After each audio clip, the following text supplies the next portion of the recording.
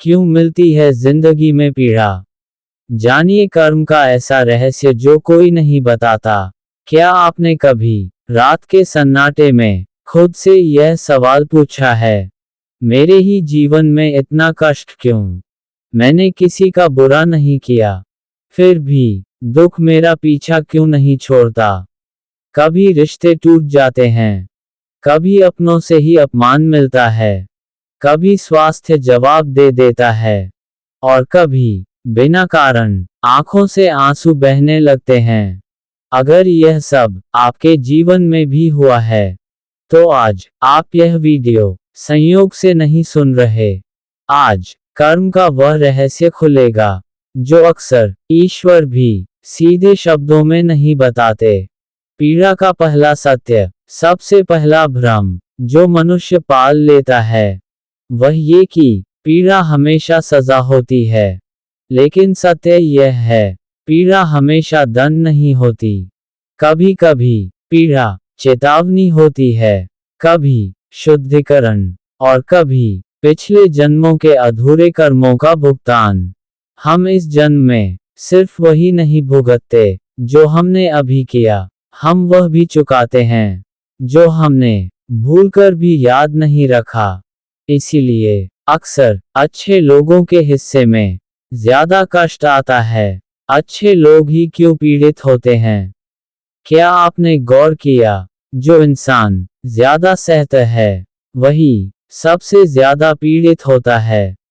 जो चुप रहता है, उसी को सब दबा देते हैं।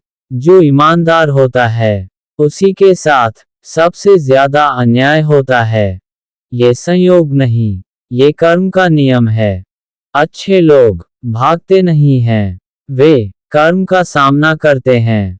और जो सामना करता है, कर्म उसी के सामने खुलकर उतरता है। इसलिए जो जितना भीतर से मजबूत होता है, कर्म उसी पर अपना पूरा हिसाब साफ करता है। पीड़ा आत्मा के लिए क्या करती है? पीड़ा शरीर को नहीं, अहंकार को तोड़ती है। पीड़ा हमें झुकाती है, लेकिन कमजोर नहीं बनाती। जब मनुष्य टूटता है, तभी वह ईश्वर को पुकारता है।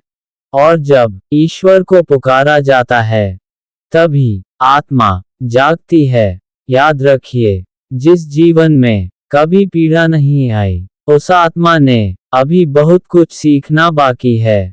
ईश्वर किसे पीड़ा देते हैं? ईश्वर हर किसी को पीड़ा नहीं देते, वे पीड़ा उसी को देते हैं जो संभाल सकता है, जो टूटकर भी बिगड़ता नहीं, जो दर्द में भी दूसरों का बुरा नहीं चाहता। ईश्वर कमजोर आत्माओं को कष्ट से बचाते हैं, और मजबूत आत्माओं को कष्ट के रास्ते ऊंचाई तक ले जाते हैं। सबसे बड़ा कर्म रहस्य, सबसे बड़ा कर्म सत्य यह है, हर आंसू व्यर्थ नहीं जाता। जो आंसू अन्याय में गिरते हैं, वे सीधे कर्म खाते में जुड़ते हैं। जो पीड़ा चुपचाप सही जाती है, वह कभी न कभी रक्षा बन जाती है। इसीलिए कुछ लोग अचानक बच जाते हैं और कहते हैं, पता नहीं कैसे बच गया। वह पता नहीं होता। वह आपके पुराने आंसुओं की सुरक्षा होती है। पीड़ा कब खत्म होती है? पीड़ा तब तक रहती है जब तक मनुष्य सीख नहीं लेता। जिस दिन आप शिकायत छोड़ देते हैं, जिस दिन आप प्रश्न करना बंद कर देते हैं, जिस दिन आप स्वीकार कर लेते हैं, जो हो रहा है मेरे विकास के लिए हो रहा है, उसी दिन पीड़ा धीरे धीरे पीछे हटने लगती है। पीड़ा के बाद क्या आता है? हर अंधेरी रात के बाद सुबह आती है। हर कर्म कटने के बाद रास्ता खुलता है, और हर सहनशील आत्मा के बाद ईश्वर विशेष कृपा रखते हैं। आपने देखा होगा, जो सबसे ज्यादा टूटा होता है, वही सबसे ज्यादा शांत होता है, वही सबसे ज्यादा समझदार होता है। अगर आज आप पीड़ा में हैं, तो डरिए मत, समझिए आप चुने गए हैं। हर कोई इतना कष्ट सहने के योग्य नहीं होता। आपके कर्म कट रहे हैं, आपकी आत्मा हल्की हो रही है। और याद रखिए, कर्म जब पूरा करता है तो जीवन अचानक बदलता है।